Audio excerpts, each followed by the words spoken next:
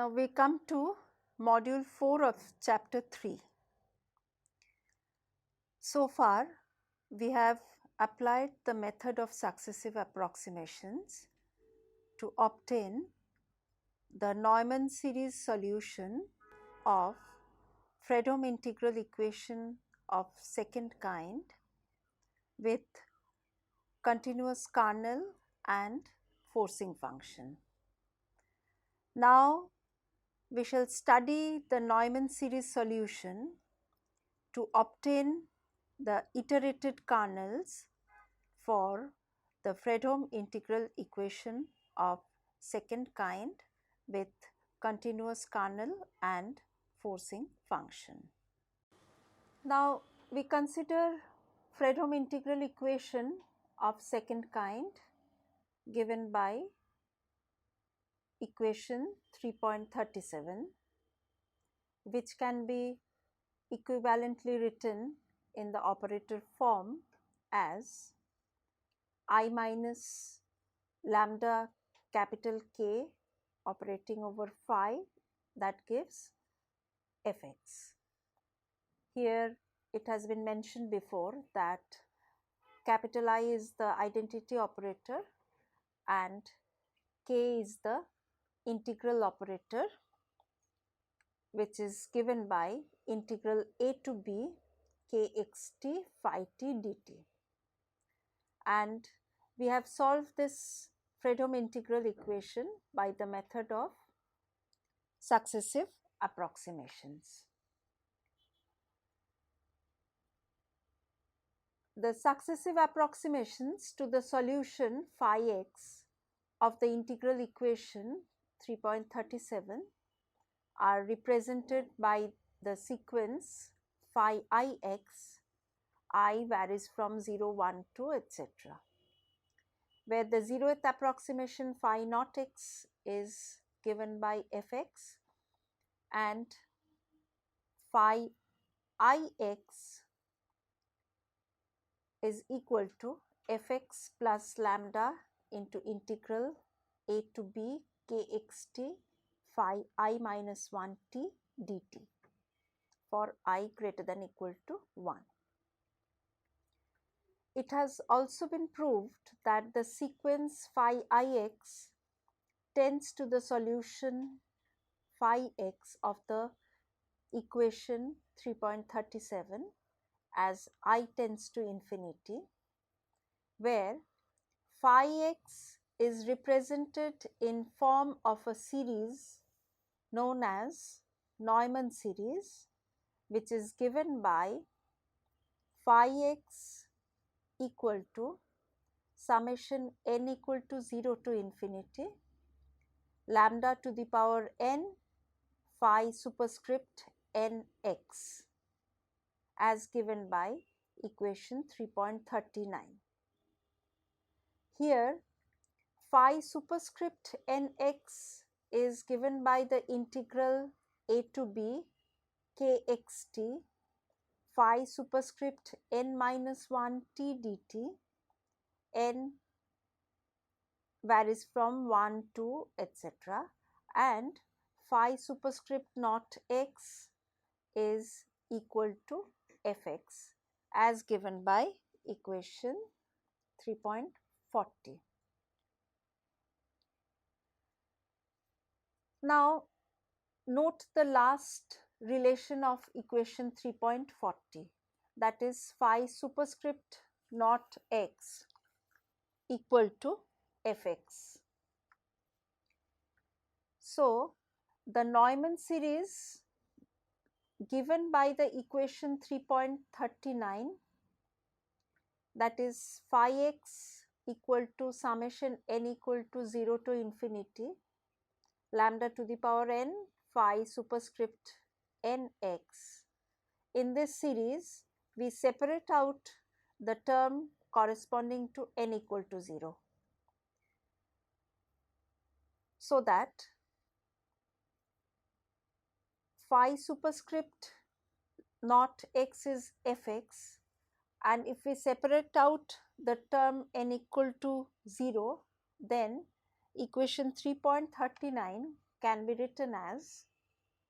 phi x equal to fx plus summation n equal to 1 to infinity lambda to the power n phi superscript nx as given by equation 3.41. Now, this function phi superscript nx can be written in terms of phi superscript n minus 1x from the first relation of equation 3.40 as phi superscript nx equal to integral a to b k1 xt phi superscript n minus 1 t dt as given by 3.42, where k1 xt we write it as kxt. It is given by equation 3.43. Now, the function phi superscript n minus 1 t occurring in the right hand side of equation 3.42 can again be written in terms of phi superscript n minus 2 t by using the first relation of equation 3.40, so that the relation 3.42 can be written as phi superscript nx equal to integral a to b k1 xt dt is the outer integral and inner integral is integral a to b k t u1 phi n minus 2 u1 d u1. Now, here we interchange the order of integration to get phi superscript nx as double integral, where the outer integral is u1 integral, which is integral a to b phi superscript n minus 2 u1 d1, and the inner integral is the t integral, which is integral a to b k1 xt k t u1 dt. Now, we write the inner integral as the function k2 x u1, and which is given by k2 x u1 equal to integral a to b k1 xt into k t u1 dt, so that phi superscript nx can be written as integral a to b k2 x u1 phi superscript n minus 2 u1 d u1. In a similar manner, we can express phi superscript n minus 2 u1 d u1 in the right hand side of this expression in terms of phi superscript n minus 3 u2 as phi superscript nx equal to a to b k3 x u2 phi n minus 3 superscript u2 du2, where this k3 x u2 is equal to integral a to b k2 x u1 into k u1 u2 du1. If I continue this, that is, again we express phi n minus 3 superscript x in terms of phi n minus 4 and obtain the kernel in form of k4 xt and continue in this way, where a stage will come where phi superscript nx can be expressed as integral a to b kn xt into phi superscript naught t dt. Phi superscript naught t dt is ft, so that phi superscript nx is expressed as given by equation 3.44. Here kn xt is the integral from a to b kn minus 1 xs into kst ds for n greater than equal to 2 as given by equation 3.45, and k1 xt is our kernel kxt as given by equation 3.43. So now if I substitute phi superscript nx from equation 3.44 into equation 3.41, we obtain phi x as given by equation 3.46, and phi x is equal to fx plus summation n equal to 1 to infinity lambda to the power n integral a to b kn xt ft dt. Kn xt and k1 xt are defined by the equation 3.43 and 3.45 respectively. So, the Neumann series solution 3.41 or equation 3.46 can be expressed as phi x equal to fx plus lambda integral a to b capital R xt lambda into ft dt. Here the resolvent kernel capital R xt lambda is given by summation n to 0 to infinity lambda to the power n kn plus 1 xt as given by 3.48.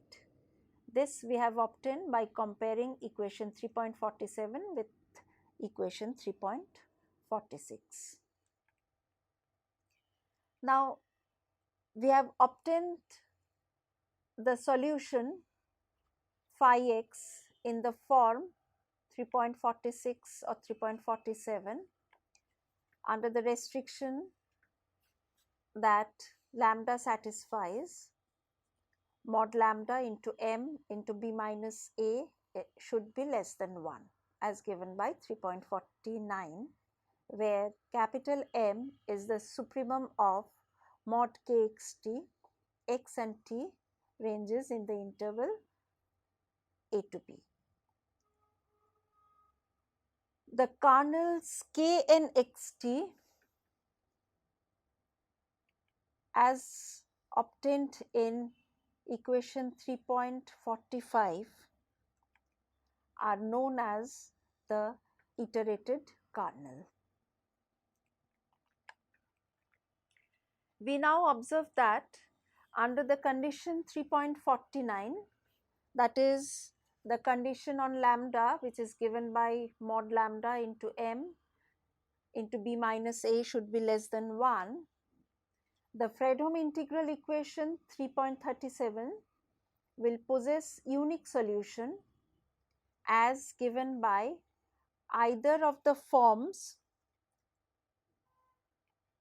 3.46 or 3.47, and this implies that the operator I minus lambda k associated with the integral equation 3.37 must possess an unique inverse under the condition 3.49, and we obtain phi x as I minus lambda capital K inverse operating on fx, that is equal to fx plus summation n equal to 1 to infinity lambda to the power n capital K n f operating on fx as given by equation 3.50, where using the equations 3.46 and 45 we see that the term capital Kn operating on fx occurring in the right hand side of 3.50, that is equal to integral a to p kn xt ft dt. The representation 3.50,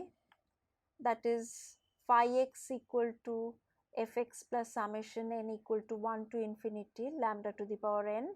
capital Kn operating on fx. This shows that we have the following expansion formula involving the operator k as given by I minus lambda capital K inverse equal to I plus summation n equal to 1 to infinity lambda to the power n capital K to the Kn as given by equation 3.52, provided the sufficient condition on lambda, that is 3.49, is satisfied. So we have studied the Neumann series solution of Fredholm integral equation of second kind with continuous kernel and forcing function to obtain the iterated kernel, and we have written the solution of Fredholm integral equation in terms of the iterated kernel. We shall now illustrate this idea by considering few examples. Now we consider example 1. Find the iterated kernels and solve the integral equation phi x equal to 1 plus lambda into integral 0 to 1 xt phi t dt as given by equation 3.53. Here the kernel kxt is given by kxt equal to k1 xt equal to x into t, and the forcing function fx is equal to 1. The next iterated kernel k2 xt is equal to 0 to 1 k1 xs into kst ds. Substituting the values of k1 xs and kst in the integral, we obtain the value of k2 xt after simplification as x into t divided by 3. Similarly, k3 xt, the next iterated kernel, is the integral 0 to 1 k2 xs into kst ds. Here also we substitute the value of k2 and k and obtain after simplification the value of k3 xt as x into t by 3 square. Similarly, the next iterated kernel k4xt, which is equal to integral 0 to 1 k3xs into kst ds, it can be simplified to x into t divided by 3 cube. If we continue in this way, then the kernel, that is iterated kernel kn plus 1 xt, is equal to x into t divided by 3 to the power n. N ranges from 0, 1 to etc. Hence, the resolvent kernel in this case is given by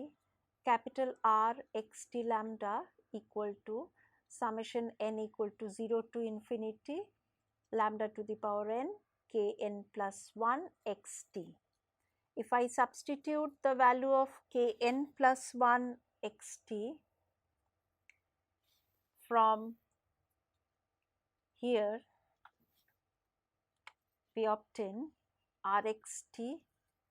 lambda equal to x into t summation over n equal to 0 to infinity lambda by 3 whole to the power n. Now, this summation will converge to the value 1 by 1 minus lambda by 3, provided lambda satisfies the condition mod lambda less than 3. So, if this condition is satisfied, then R x t lambda, that is the resolvent kernel, is obtained as 3 x t by 3 minus lambda as given by 3.54. Hence, the solution of the integral equation 3.53 is given by phi x equal to 1 plus lambda integral 0 to 1 capital R x t lambda dt. Substituting the value of capital R x t lambda, we can write the solution of the given integral equation after simplification as phi x equal to 1 plus 3 lambda x divided by 2 into 3 minus lambda. Next, we consider example 2. Find the iterated kernel and solve the following integral equation. Phi x equal to fx plus lambda integral 0 to 1 e to the power x minus t phi t dt. Here kxt, the kernel, is equal to x minus t, and that is equal to first iterated kernel k1 xt. The next iterated kernel k2 xt is given by integral 0 to 1 k1 xs kst ds, that is equal to 0 to 1 e to the power x minus s into e to the power s minus t ds, which gives as e to the power x minus t. Similarly, the third iterated kernel k3 xt is given by integral 0 to 1 k2 xs kst ds, which can be simplified to e to the power x minus t. So, if I continue, then we obtain knxt as e to the power x minus t for all n. So that the resolvent kernel capital R x t lambda is equal to summation n equal to 0 to infinity lambda to the power n k n plus 1 x t equal to e to the power x minus t summation n equal to 0 to infinity lambda to the power n, and this summation converges to 1 by 1 minus lambda, provided mod lambda is less than 1, so that the resolvent kernel capital R is given by e to the power x minus t divided by 1 minus lambda. Hence, the solution of given integral equation is phi x equal to fx plus lambda by 1 minus lambda e to the power x into integral 0 to 1 e to the power minus t ft dt. Next, we consider example 3. Find the iterated kernels and hence solve f phi x equal to fx plus lambda integral 0 to 1 x into e to the power t phi t dt. Here the kernel function kxt is equal to x into e to the power t, and which is the first iterated kernel k1xt.